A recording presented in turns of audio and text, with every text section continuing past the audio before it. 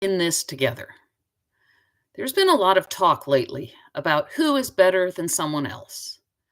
People just seem to be more judgmental today.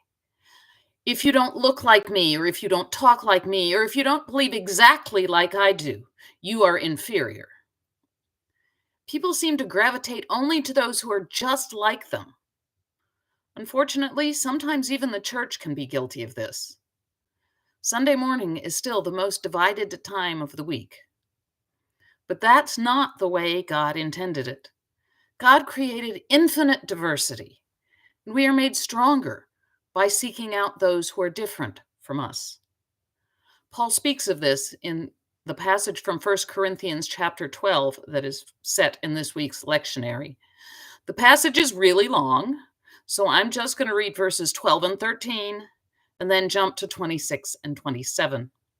What I'm skipping in the middle is Paul's analogy of body parts arguing over which one's more important, your nose or your foot. But listen to these words of wisdom from Paul. For just as the body is one and has many members, and all the members of the body, though many, are one body, so it is with Christ. For in the Spirit we are baptized into one body, Jews or Greeks, slaves or free, and we were all made to drink of one Spirit. If one member suffers, all suffer together with it. If one member is honored, all rejoice together with it. Now you are the body of Christ, and individually members of it.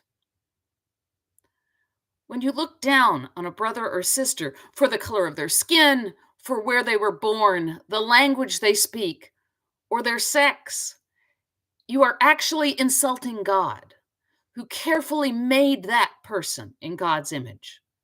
When we deny God's beautiful diversity, we're actually harming the body of Christ. Not only are our brothers and sisters that we don't agree with beautiful children of God, but they also have a vital part to play in the kingdom. And without them, the body of Christ suffers. We believe that God so loved the world, not so loved just my little church or people who look like me. God so loved the world, and we're called to do the same. Don't let the prejudice and hatred that has become so popular in our society pull you away from Christ's path. We are called to love God with all our heart, mind, soul, and strength, and to love our neighbors as ourselves. And remember, when Jesus was asked to define neighbor, Jesus used someone from a hated region and a hated culture. If you still didn't get it, he also said, love your enemies and pray for those who persecute you. Our society desperately needs that kind of prayer today and every day. So I challenge you to spread love and remember to see that brother or sister that society tells you you're supposed to shun or to hate as a beautiful child of God who is needed in the body of Christ. Have a blessed week.